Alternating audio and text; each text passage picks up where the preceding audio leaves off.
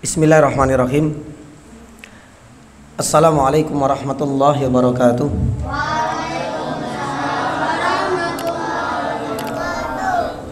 Innal hamdalillah nahmaduhu wa nasta'inuhu wa nastaghfiruh wa na'udzu billahi min shururi anfusina wa sayyiati a'malina. May yahdihillahu fala mudilla lahu wa may yudlilhu fala hadiya lahu. Wa asyhadu an la ilaha illallah wahdahu la syarika lah, ilahul awwalina wal akhirin. Wa asyhadu anna Muhammadan abduhu wa rasuluh. Allahumma salli wa sallim wa barik ala Muhammad wa ala alihi wa ashabihi wa man ihtadaw bihudahu ila yaumiddin, amma ba'd. Allahumma inna nas'aluka khaira ma fi hadhihi al-lailah wa khaira ma ba'daha wa na'udzu bika min syarri ma fi hadhihi al-lailah wa syarri ma ba'daha. Allahumma sallimna ila Ramadan wa sallim lana Ramadan wa tasallamhu minna mutaqabbala.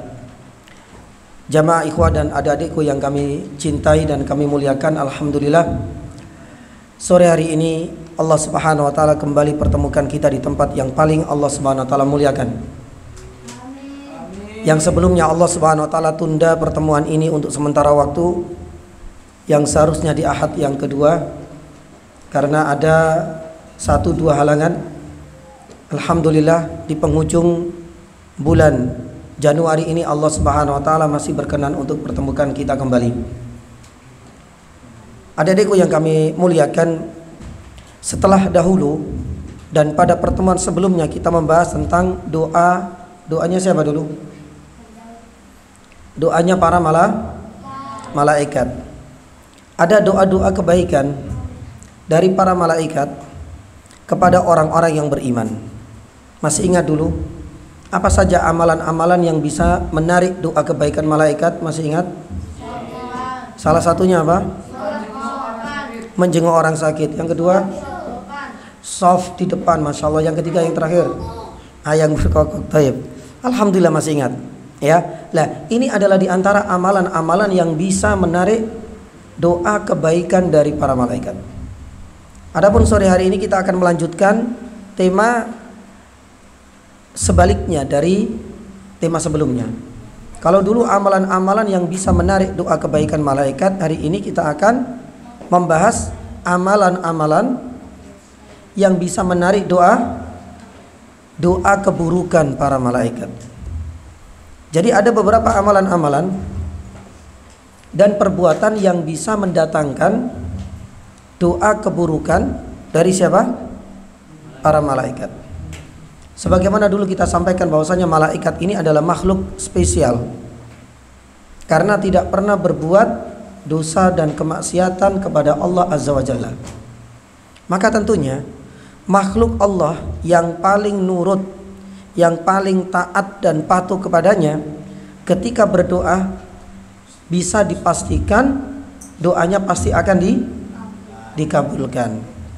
Nah, kalau seandainya doanya itu adalah doa kebaikan, pasti akan dikabulkan.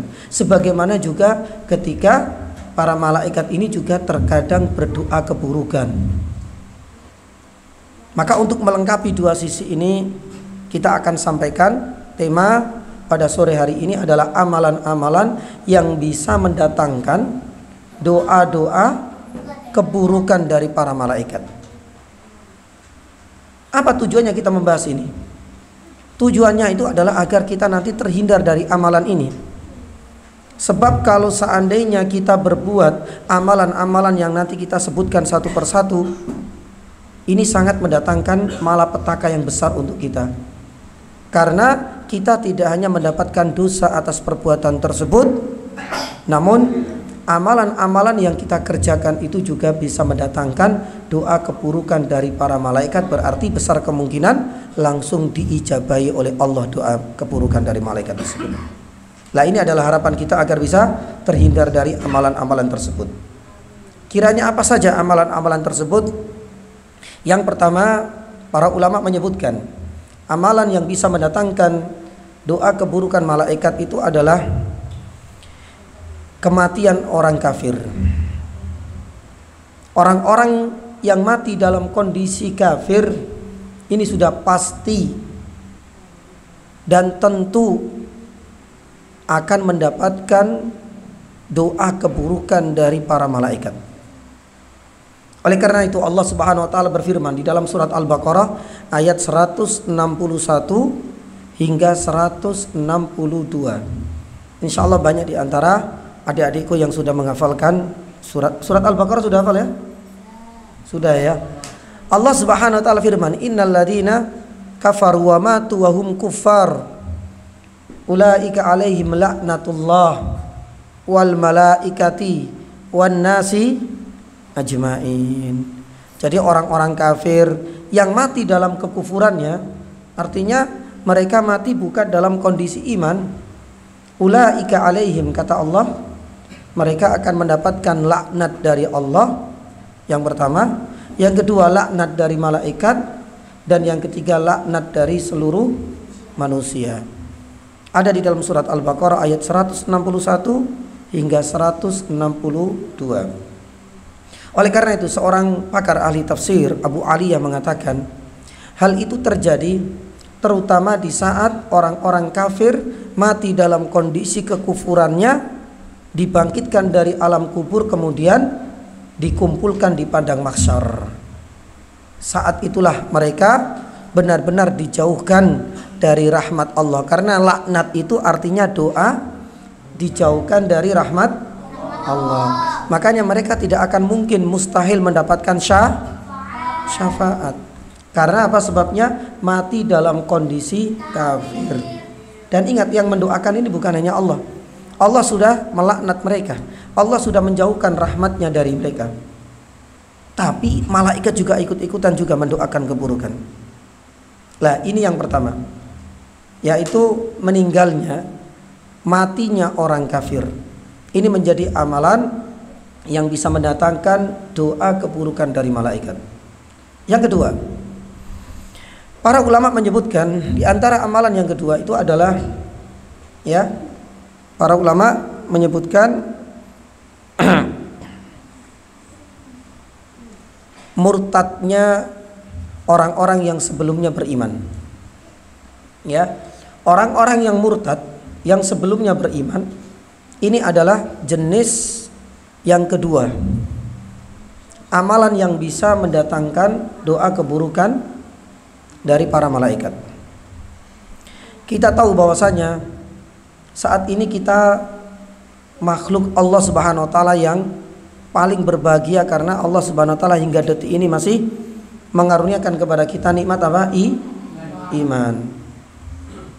Tapi siapa sangka bahwa orang-orang yang meninggalkan keimanannya, artinya murtad, ya, itu ternyata tidak hanya seluruh amalannya itu akan terhapus, tidak hanya seluruh ibadahnya itu akan gugur, namun malaikat juga akan mendoakan keburukan bagi orang-orang murtad. Oleh karena itu Allah Subhanahu wa taala berfirman di dalam surat Al-Imran ayat 86 sampai 89. Di dalam surat Al-Imran ayat 86 sampai 89 Allah Subhanahu wa taala firman, "Kaifa yahdillahu qauman kafaru ba'da imanihim wa syaidu anna ar-rasula haqqu wa ja'amul bayyinat." Kata Allah Subhanahu wa taala, "Wallahu la yahdil qaumadz dzalimin." Di dalam surat Al-Imran ayat 86 sampai 89. Di ayat 86 yang barusan saya baca ini adalah mustahilnya orang-orang murtad itu mendapatkan hidayah dari Allah. Setelah mereka beriman, setelah mereka percaya terhadap utusan, setelah mereka mengimani Al-Quran dan wahyu dari Allah, tapi kemudian mereka tinggalkan itu semua setelah mereka beriman. Makanya Allah Subhanahu wa taala, "Wallahu la yahdil qaumadz dzalimin." Allah Subhanahu wa taala tidak akan memberikan hidayah kepada mereka. Baru di ayat yang berikutnya apa? Allah Subhanahu wa taala menjelaskan bagaimana efek orang-orang murtad. Ulaika jazaohum anna alaihim laknatullahi wal malaikati wan nasi ajmain. Di mana setelah mereka sudah keluar dari Islam, langsung Allah Subhanahu wa taala sudah menjauhkan dari rahmatnya. Malaikat pun ikut mendoakan keburukan bagi mereka. Oleh karena itu, jamaah dan ikhwas sekalian yang kami hormati dan kami muliakan, ya, salah satu di antara doa yang wajib kita rutinkan itu adalah agar kita diteguhkan keimanan. Sebagaimana doa yang sangat masyhur dan insya Allah adik-adikku sudah banyak yang hafal dan harus menghafalkan ini. Ya muqallibal, terus tayyib, ya muqallibal qulub, wahai yang membolak-balikkan hati. Karena hati seseorang itu tidak ada yang tahu apa yang akan terjadi esok hari. Makanya ini sebagai bentuk seruan kepada Allah, karena yang membolak-balikkan hati itu adalah Allah Subhanahu wa taala. Nabi SAW nggak tahu juga. Yang kita tahu, Umar itu dahulu adalah sosok manusia yang paling benci kepada Islam dan kepada Rasulullah. Tapi siapa sangka Allah Subhanahu wa taala membolak-balikkan hati yang dahulunya kafir, akhirnya Umar masuk Islam. Dan Islam semakin kelihatan kuat dan jaya setelah masuk Islamnya Umar bin Khattab. Kita pun yang nggak tahu. Apakah kita akan mampu mempertahankan keimanan kita hingga ajal dan kematian menjemput kita semua? Maka sebagai upaya dan usaha kita lewat doa-doa tadi. Ya muqallib, yang kecil-kecil hafal ya. Ya muqallibal sabbit qalbi ala dini. Ya muqallibal qulub, wahai yang membolak-balikkan hati. Sabbit qalbi, teguhkanlah, tetapkanlah, pertahankanlah hatiku untuk selalu istiqomah di atas agamamu ya Rabb. Maka oleh karena itu, jamaah dan ikhwas sekalian yang kami muliakan, kita saat ini sering menjumpai orang-orang yang semenjak kecil dididik dengan pendidikan Islam dalam lingkungan keluarga atau mungkin lulusan pondok, tapi ternyata ketika dewasa banyak bergaul dengan banyak orang dengan latar belakang yang berbeda-beda, apalagi keimanannya atau sekolahnya dulu itu enggak temenan, belajarnya itu enggak serius, akhirnya dia tidak mendapatkan ilmu yang cukup dan bekal yang cukup. Ketika dia sudah hidup bermasyarakat, apa yang terjadi? Karena minimnya ilmu tadi, karena enggak pernah serius ketika belajar di pondok misalnya, dia akhirnya kemudian ikut arus dengan orang-orang yang tidak beragama kuat atau dengan orang-orang non-muslim yang terus mengajaknya kepada kemaksiatan. Lambat laun akhirnya kemudian dia murtad dan meninggalkan Islam. Contoh seperti ini tidak sedikit, tapi buahnya. Makanya kadang-kadang ada seorang artis pejabat teras hidup dalam lingkungan keluarga muslim bertahun-tahun lamanya. Giliran sudah usia 70-an tahun, padahal 70 tahun ini sudah mendekati mendekati ajal. Ternyata mengumumkan kalau dia murtad. Iman enggak? Iman banget. 70 tahun dia mengumpulkan banyak sekali pahala, tapi dengan murtadnya saat itu juga maka seluruh amalannya apa? Hilang gugur. Bukan hanya itu, dia akan mendapatkan doa keburukan dari siapa? Dari Allah dan malaikat, dan itu adalah pembahasan kita sore hari ini. Bahkan saya ingin bercerita. Ada seorang dia mantan orang yang alim. Bahkan dia bisa menulis. Tulisan dan karyanya bagus. Dia pernah menulis sebuah kitab As-Sira' Bainal Islam wal Wathaniyah. Jadi permusuhan antara Islam dengan agama berhala. Masya Allah, dia dai besar. Dia juga menulis buku-buku yang banyak dibaca oleh kaum muslimin. Tapi siapa sangka, sebelum akhir hayatnya, ternyata dia terpengaruh dengan faham ateis. Ateis tidak percaya Tuhan. Akhirnya dia murtad, masya Allah. Waliyadzubillah. Siapa sangka dulu seorang mubaleh, seorang kiai besar, seorang penulis terkenal, dia ngajak orang kepada kebaikan, tapi Allah Subhanahu wa taala berkehendak lain. maka itu bisa terjadi pada siapapun. Maka salah satu di antara upaya kita harus banyak berdoa, ya muqallibal qulub tsabbit qalbi ala dinik, atau di dalam redaksi yang lain, ya musarrifal qulub sarrif qalbi ala taatik. Sudah hafal ya? Dibaca rutin seperti ini karena kita nggak tahu apa yang terjadi di kemudian hari. Padahal itu seorang ulama besar yang akhirnya menjadi ateis dan murtad. Pun demikian, ada seseorang yang tadi kita sampaikan hidup dalam lingkungan keluarga muslim, tapi di akhir hayatnya dia meninggalkan agama dan keyakinan Islamnya. Maka kita tidak boleh kemudian sombong. Kita tidak boleh angkuh, merasakan, loh saya sudah lulusan pondok kok, gak mungkin murtad Ustaz. Jangan kita mengatakan demikian. Kalau Allah Subhanahu wa taala berkehendak lain, bisa jadi itu terjadi pada diri kita, wal iyadu billah. Semoga Allah Subhanahu wa taala menjauhkannya dari itu semua. Dan contoh seperti ini yang terakhir itu terjadi pada kakak kelas saya. Saya dulu mondok di Aliyah. Dan bidang jurusan yang kita pilih jurusan agama di Aliyah. Kakak kelas angkatan kedua kalau nggak salah.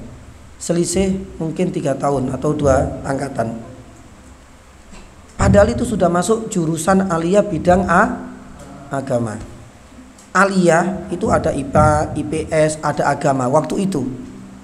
Ketika saya masih kuliah, ketika saya masih sekolah SMA. Lah, sudah di Aliyah jurusan agama, kurang apa? Ketika sudah lulus dari Aliyah, akhirnya kemudian dia bekerja ke luar negeri.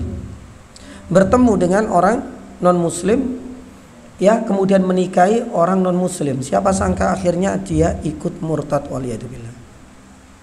Itu tidak pernah disangka-sangka oleh kita, dan mungkin barangkali tidak pernah disangka-sangka oleh dirinya. Maka kita harus banyak berdoa. Dan mumpung kita di pondok seperti ini, harus belajar serius. Insyaallah. Siap insyaallah ya? Baik. Lah, jamaah yang dirahmati Allah Subhanahu wa taala, ini adalah jenis amalan yang kedua, yaitu murtad dari agama Islam. Ini salah satu amalan yang bisa mendatangkan doa keburukan dari para malaikat. Baik.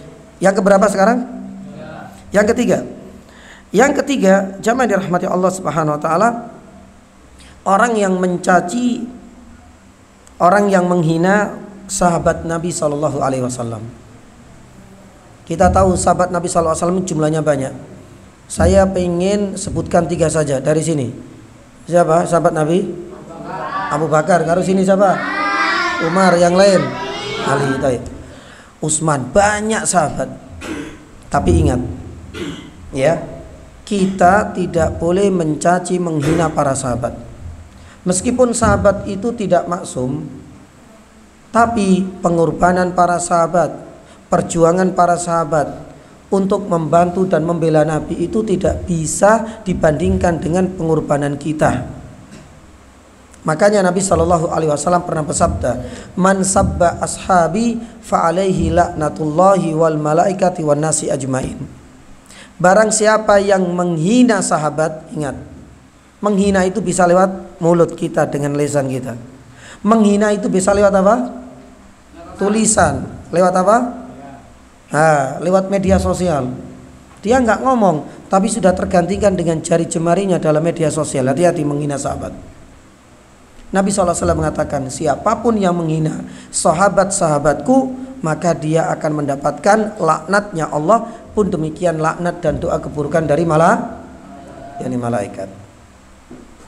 Jadi suatu saat nanti, adik-adikku yang kami cintai, kalau kalian semua sudah lulus dari pondok ini misalnya, kemudian nanti melanjutkan kuliah entah kemana, atau mungkin barangkali hidup bermasyarakat, jangan sekali-kali kita menghina siapa? Sahabat Nabi SAW. Keimanan kita itu nggak akan mungkin bisa mengungguli mereka. Perjuangan kita itu seberat dan sebesar apapun nggak akan mungkin bisa mengungguli, ya, keimanan dan perjuangan para sahabat. Maka jangan sekali-kali kita menghina yakni sahabat, karena hal itu bisa mendatangkan doa keburukan. dari para malaikat. Ini yang keberapa?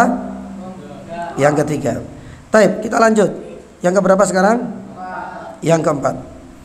Di antaranya para ulama menyebutkan orang yang mengaku nasab palsu. Jadi jangan ngaku-ngaku. Ya. Jangan ngaku-ngaku nasab. Jadi orang yang mengaku nasab palsu itu akan dilaknat oleh Allah, pun demikian dengan malaikat. Ya. Bapak saya itu sebenarnya adalah Pak Camat. Padahal enggak. Bapak kan kandungnya. Ibu saya itu adalah ibu presiden kita misalnya. Enggak boleh ngaku-ngaku nasab, karena ini termasuk bentuk memasukkan nasab. Jadi kalau seandainya kita enggak tahu, ya sudah. Apalagi kemudian kita itu mengaku nasabnya sambung kepada Nabi Muhammad SAW. Padahal tidak ada bukti yang otentik, bukti yang asli yang menunjukkan kita keturunan Nabi. Kalau seandainya nggak ada, nggak usah ngaku. Tapi kalau seandainya kita ngaku keturunan Nabi Adam, boleh nggak? Boleh. Karena semua manusia ini berasal dari bapak manusia, yaitu Nabi Adam. Tapi kalau seandainya keturunan Nabi SAW, kalau nggak punya bukti, nggak boleh ngaku-ngaku. Kenapa demikian? Nabi SAW itu pernah bersabda, barang siapa yang menasabkan dirinya kepada orang lain yang itu bukan ayah kandungnya, fa'alaihi, maka ia akan mendapatkan laknatullahi al-mutatabi'a ila yaumil qiyamah. Dia akan mendapatkan laknat dari Allah dan malaikat secara turun menurun sampai terjadinya hari kiamat. Bayangkan. Karena nasab ini penting. Tidak boleh diaku-aku. Gak boleh ngaku saya ini saudaranya ini karena bapaknya ini adalah bapak saya. Ada buktinya? Gak ada. Gak boleh. Saya keturunan dari Joko Tingkir misalnya. Ya padahal gak ada nasabnya. Hati-hati. Saya keturunan dari Pangeran Diponegoro. Gak ada buktinya. Jangan. Karena ini dianggap sebagai nasab palsu dan akan mendatangkan doa keburukan dari siapa? Malaikat. Ini yang keberapa? Yang keempat. Berarti yang kelima. Yang kelima, jamaah dirahmati Allah Subhanahu wa taala, ini juga sangat penting. Mudah-mudahan yang kita bisa menghindarkan diri kita darinya. Para ulama menyebutkan orang-orang yang mengarahkan senjatanya kepada saudaranya. Lah ini juga kita harus waspada. Kadang-kadang cuma guyon, kadang-kadang cuma candaan. Jadi orang yang mengarahkan senjata kepada saudaranya, baik itu pisau atau mungkin barangkali pedang, atau barangkali itu belati, atau mungkin barangkali tombak, atau mungkin barangkali panah. Hati-hati. Kalau seandainya benda-benda tajam itu diarahkan, meskipun untuk mengancam, itu benda tajam, diarahkan kepada saudaranya itu artinya sesama muslim. Maka ingat, hal inilah menjadi amalan yang bisa mendatangkan apa? Doa keburukan. Makanya jangan ya, meskipun bercanda. Di sini nggak, dapurnya boleh nggak ngambil pisau? Nggak boleh, alhamdulillah ya. Jangan. Di rumah pun demikian, jangan. Sama juga mungkin barangkali yang perempuan-perempuan, santriwati-santriwati, mungkin saat itu ada kegiatan memasak, atau mungkin barangkali ada kegiatan untuk apa? Memotong sayur dan lain sebagainya. Dalam kondisi marah sekalipun, jangan sekali-kali mengacungkan senjata tajam itu kepada saudaranya. Karena hal itu bisa mendatangkan doa keburukan dari malaikat.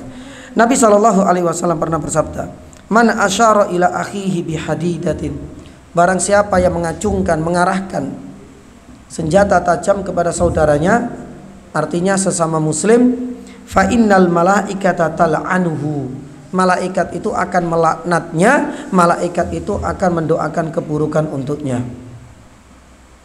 Makanya meskipun saat ini cuma bercanda tok Ustaz, istilah kita ngeprank, ngerti ngeprank? itu juga nggak boleh. Hati-hati, karena ancamannya berat. Tidak hanya sekedar ini dosa besar, tapi malaikat ikut mendoakan loh ya.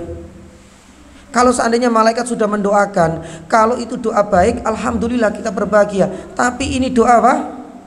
Buruk, dan langsung diapakan Allah? Langsung dikabulkan oleh Allah.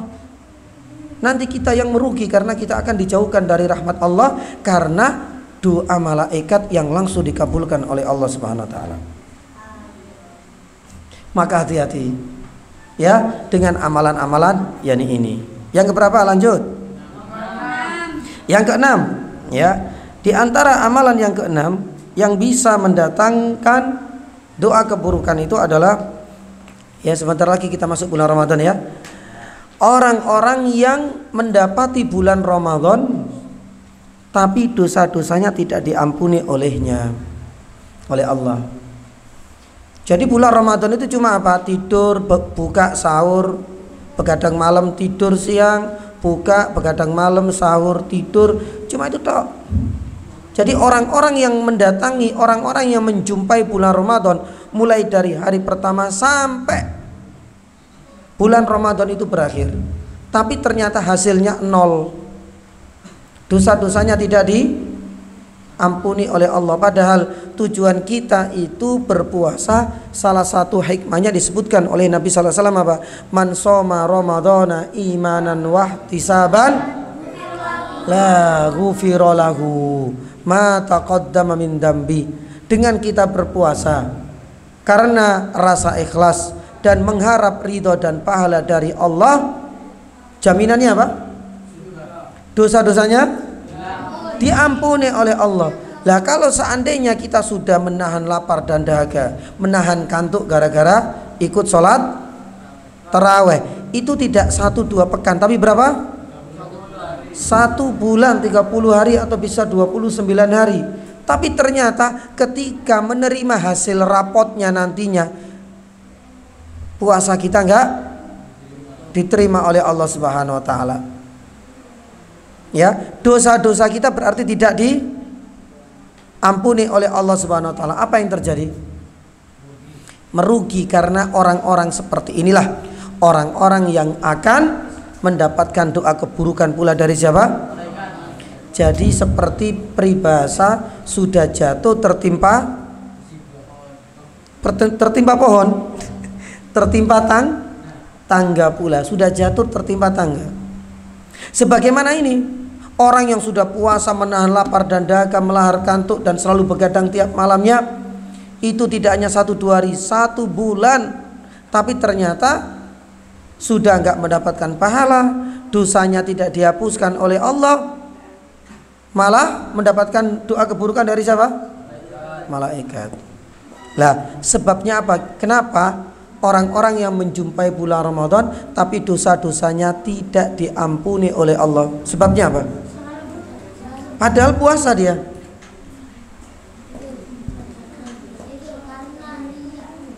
Karena riya bisa. Jadi puasanya karena riya. Yang kedua, suka mendolimi orang. Suka mendolimi orang meskipun di bulan Ramadan. Yang ketiga, kata-kata kotor di saat bulan Ramadan. Yang keempat, terakhir, karena suka marah, emosi di bulan Ramadan. Jadi sebenarnya sebab utama mereka itu bukan karena kuat menahan lapar dan dahaga, tapi mereka tidak mau meninggalkan kemaksiatan di bulan Ramadan. Ini yang menjadi sebab. Karena Allah Subhanahu wa taala itu tidak butuh kuatnya kita menahan lapar dan dahaga saja.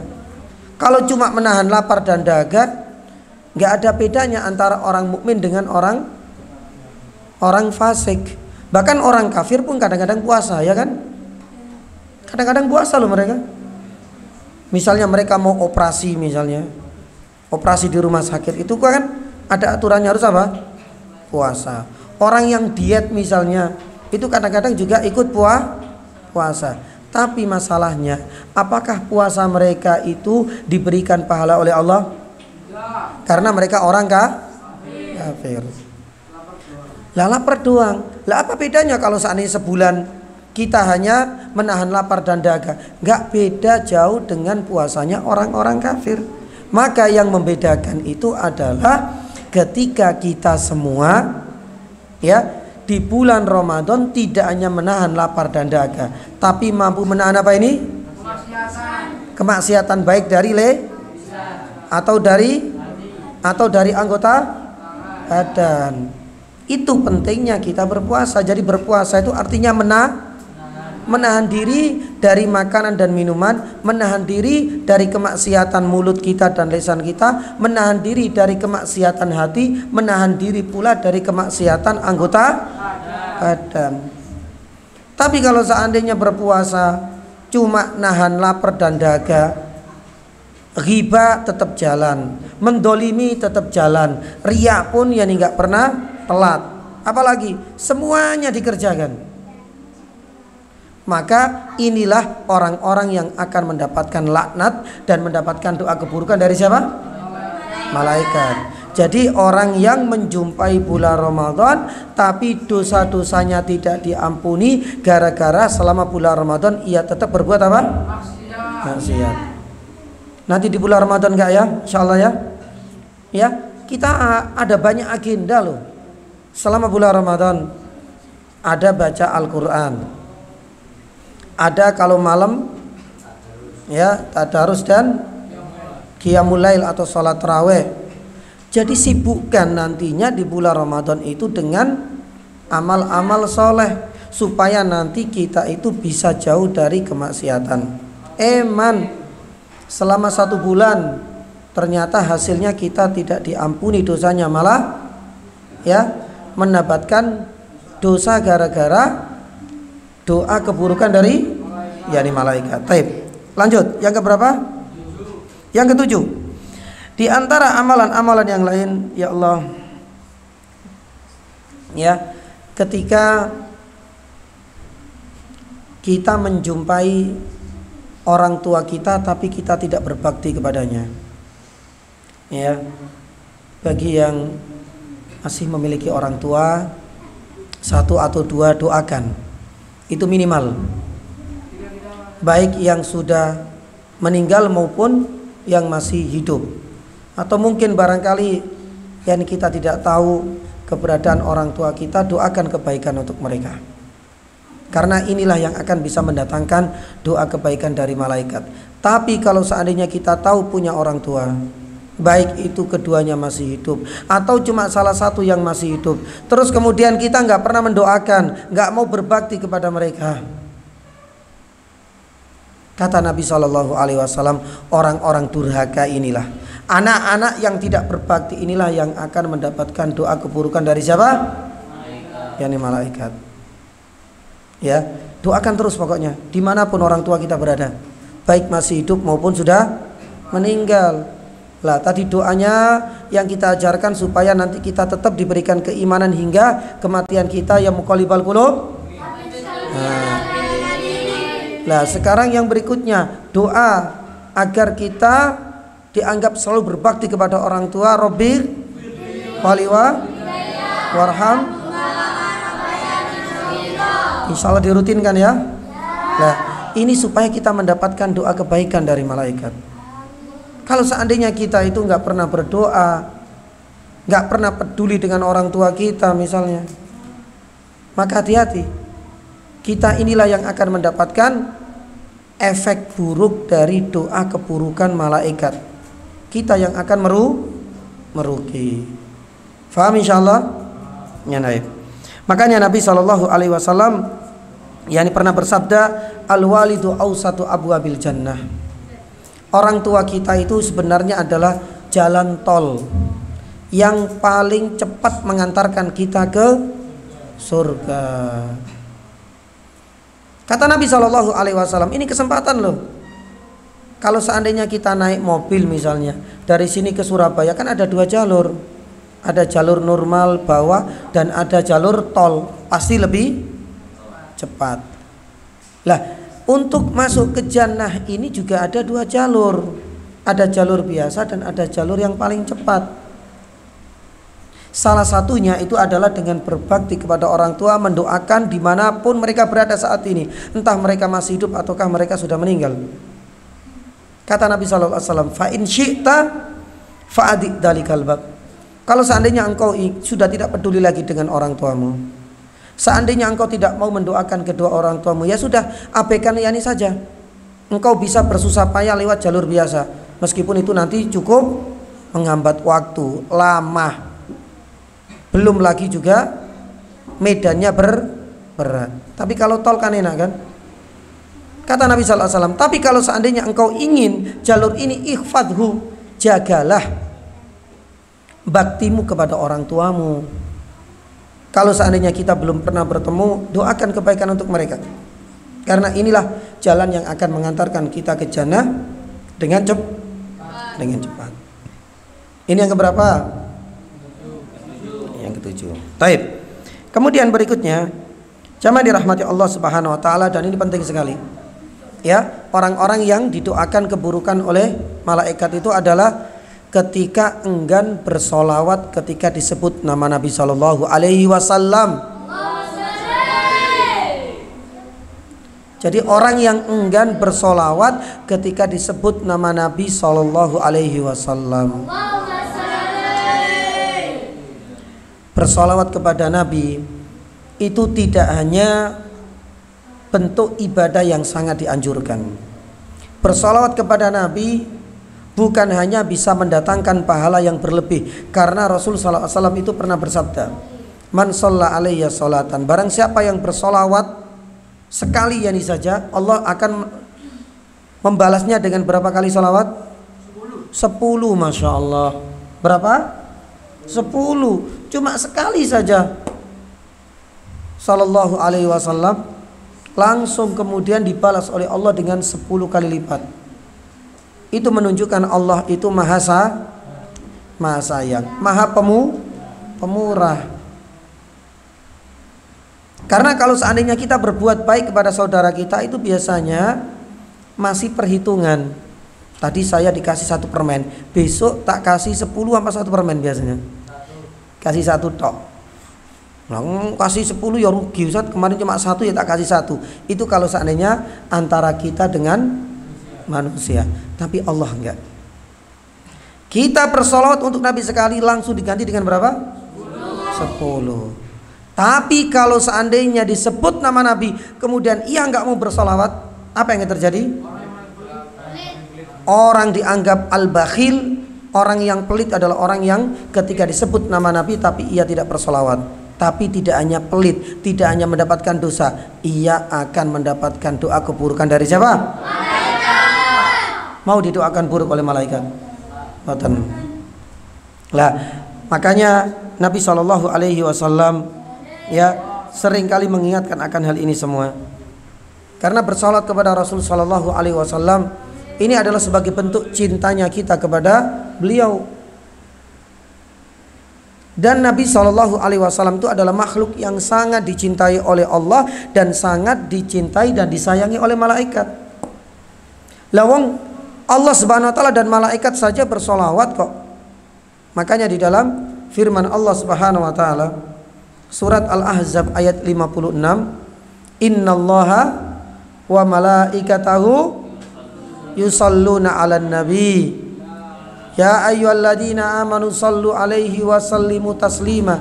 Kalau Allah dan malaikat yusalluna 'alan nabi, bersolawat kepada Nabi, maka begitu angku dan sombongnya kita ketika Allah dan para malaikat bersolawat, kita kok enggan untuk bersolawat kepada Nabi. Padahal sudah ada perintah di dalam surat Al-Ahzab ayat 56, ya ayyuhalladzina amanu, wahai orang yang beriman, sallu alaihi wasallimu taslima. Kita disuruh, diperintahkan, bukan hanya sekedar oh itu sunnah, tapi itu sudah diperintahkan oleh Allah di dalam surat Al-Ahzab ayat 56. Maka jangan sampai ya kita kemudian mengabaikan salawat kepada Rasulullah. Dan salawat kepada Rasulullah Sallallahu Alaihi Wasallam itu bisa ya dalam beberapa bentuk. Kadang-kadang ketika kita kajian seperti ini disebut nama, itu langsung kita jawab. Atau di saat kita baca apa? kitab. Baca kitab atau baca hadis, ada di situ hadisnya. Nah, kalau pas baca hadis kemudian ada disebut an Abi Hurairah radhiyallahu anhu qala Rasulullah sallallahu alaihi wasallam. Lah, itu pun disunahkan kita menjawab. Jadi di saat kita baca sendiri hadis atau mungkin kita membaca kisah Nabi terus ada sallallahu alaihi wasallamnya, atau di saat kita mendengar ceramah dari Pak Ustadz kemudian ada sallallahu alaihi wasallamnya, jangan bakhil, bacalah dan jawablah dan persembahkan sholawat terbaik untuk Nabi, karena itulah yang akan bisa mendatangkan 10 balasan dari Allah, dan itu juga yang akan bisa mendatangkan kebaikan. Sekali yani saja kita bakhil akan bisa mendatangkan doa keburukan dari siapa? Yani malaikat. Maka jangan sampai kita lupa, ya. Kemudian berikutnya, di antara amalan, ya, di antara amalan yang bisa mendatangkan doa keburukan malaikat, yang keberapa ini? Yang ke-9, ya. Yang ke-9 itu adalah orang yang pelit dan tidak mau berinfak. Dulu kita sampaikan, infak itu tidak hanya dengan uang atau harta. Masya Allah. Tapi nggak senyum terus ya. Taib. Makanya Imam Nawawi rahimahullahu ta'ala menjelaskan dan menerangkan, masih ingat nggak dulu, bahwa berinfak itu bisa dengan 3 bentuk. Yang pertama dengan uang atau harta. Harta itu bisa uang, bisa makanan, bisa dengan beras, bisa dengan baju, macam-macam. Ini harta. Kalau seandainya nggak ini bisa, bentuk yang pertama kita nggak mampu dan nggak sanggup, bisa dengan yang kedua, dengan apa? Dengan jasa, dengan bantuan, dengan manfaat. Saya nggak bisa bantu Ustaz untuk pembangunan pondok. Ini lagi ngecor, ya sudah saya ikut ngecor. Berarti dengan apa? Jasa dan bantuan fisik kita. Kita ikut ngecor, saya sudah nggak usah dibayar.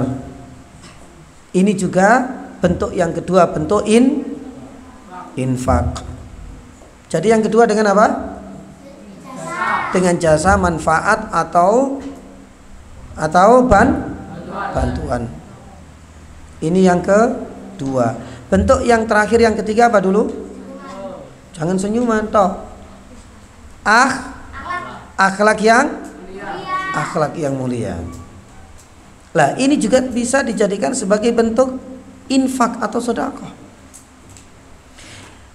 Saya nggak mampu dengan harta, oke.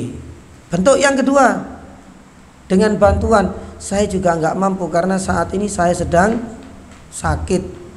Sakitnya ini saya di atas kursi roda lah, saya di atas mungkin ranjang saja, saya nggak bisa keluar. Tapi saya pengen sedekah.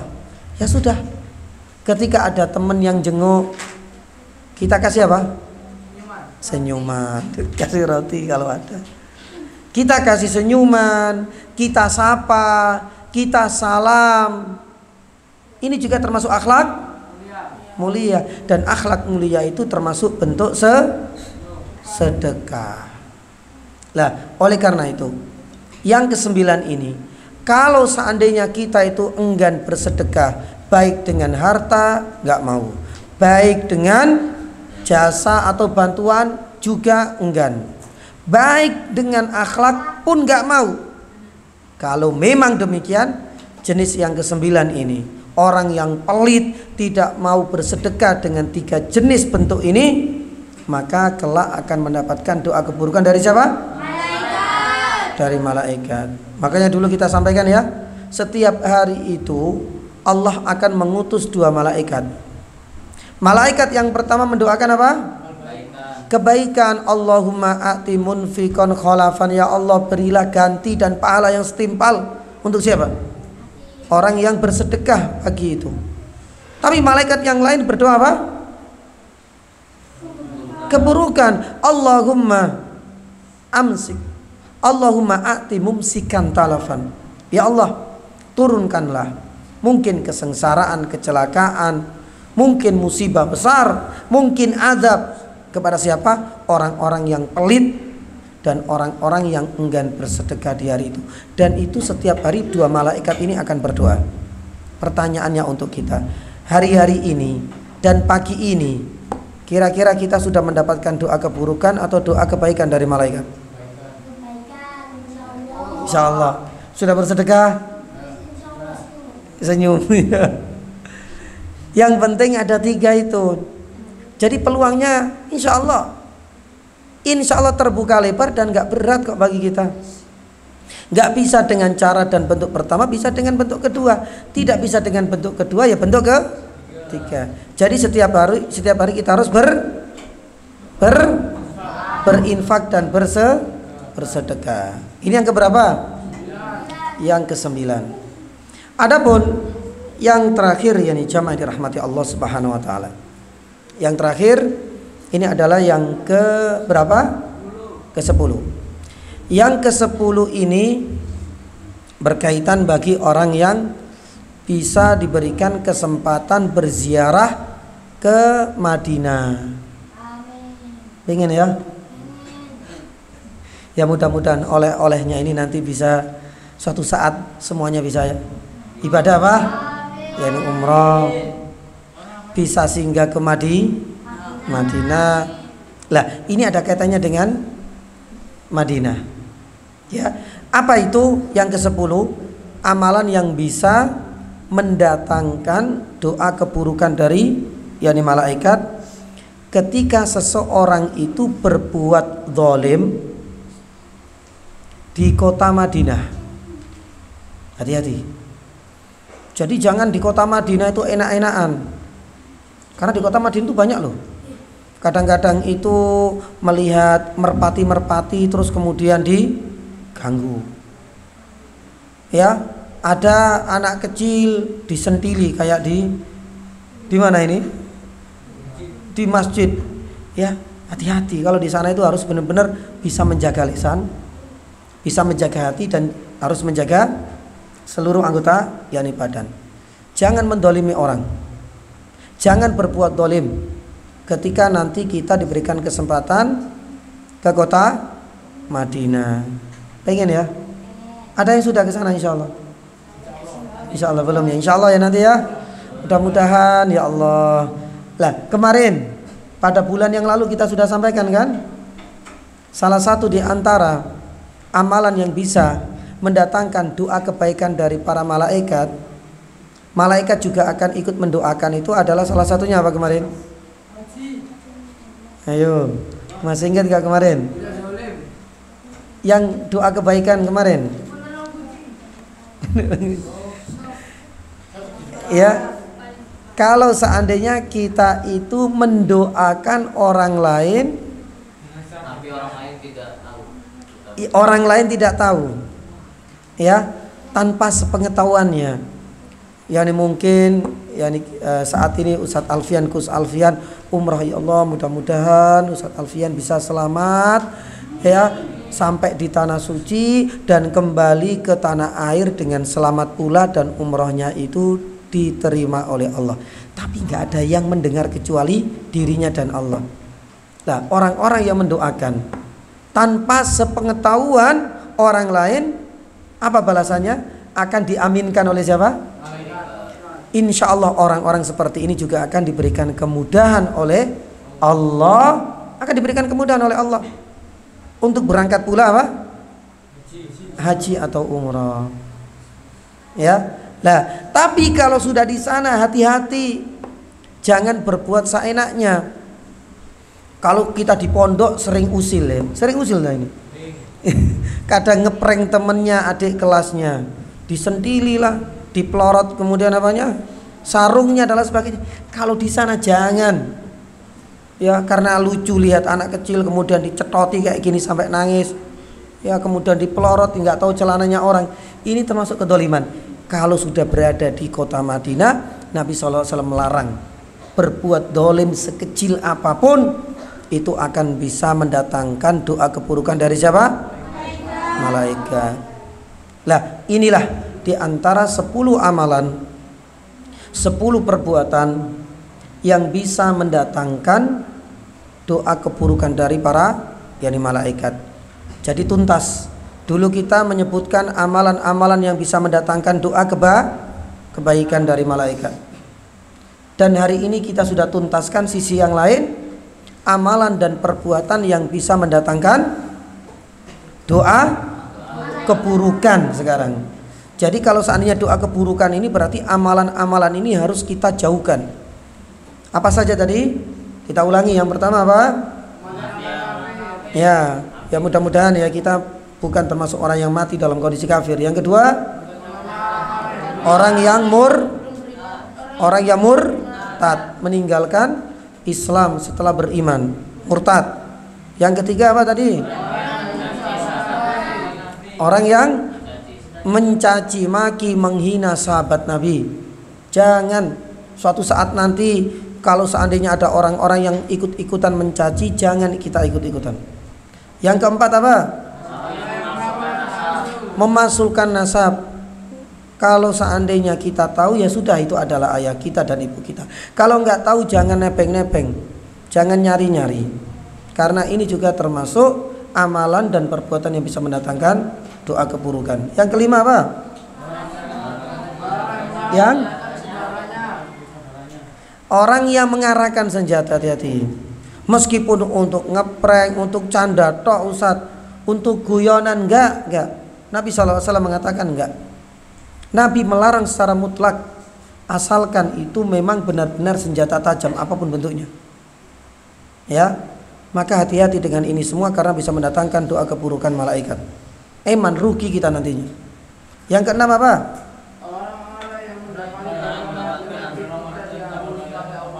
Orang yang Masya Allah, sebentar lagi ya. Pokoknya harus semangat ya. Ya, termasuk di antara 10 terakhir nanti kalau bisa kita i'tikaf. Ya, termasuk kita sibukkan dengan bacaan Al-Qur'an. Kemarin yang sudah, masih ingat mungkin barangkali, yang sudah khatam selama 1 bulan 2 kali siapa angkat tangan? Semua, alhamdulillah ya. Ada yang lebih dari itu? Ada. Masya Allah, alhamdulillah. Nah itu juga karena kalau seandainya kita itu banyak ngaji, akan jauh dari perbuatan dosa dan maksiat. Karena sudah kita sibuk dengan Allah, dengan ngaji kita sudah. Capek tinggal tidur, bangun lagi ngaji lagi, enak sudah. Kita nggak mikirkan apa-apa.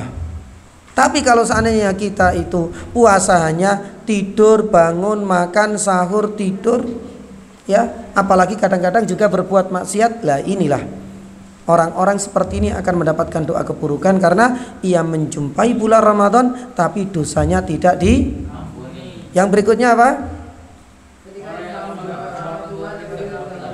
Ya Allah, ketika orang itu masih menjumpai orang tuanya, baik yang masih hidup ataupun yang sudah meninggal, tapi tidak peduli, gak pernah berbakti, gak pernah juga bersedekah untuk orang tuanya, gak pernah pula mendoakan kebaikan.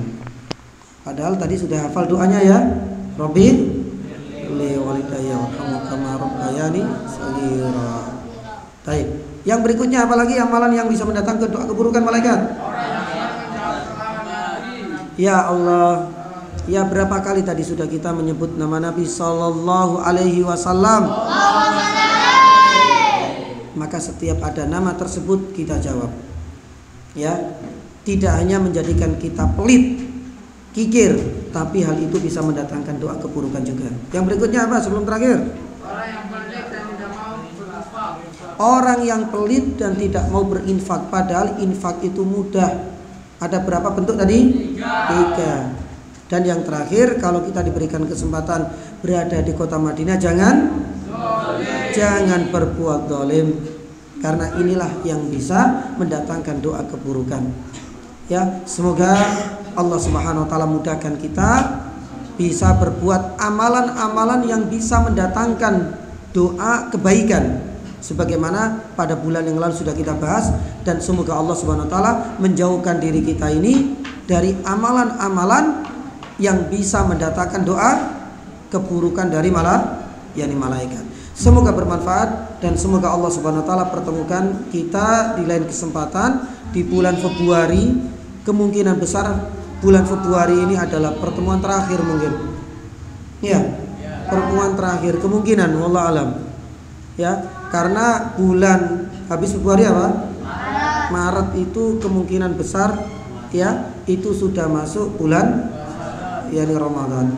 Kalau memang yakni bulan depan ya itu adalah pertemuan terakhir, mudah-mudahan nanti kita bisa isi ya dengan beberapa tips-tips yakni bagaimana kita mengisi bulan Ramadan. Insya Allah kalau tidak ada udzur di bulan Februari bulan depan biidznillah taala. Demikian, semoga ada faedah dan manfaatnya. Kita tutup dengan doa kafaratul majlis. Subhanallah, asyhadu an la ilaha illa anta astaghfiruka wa atubu ilaik.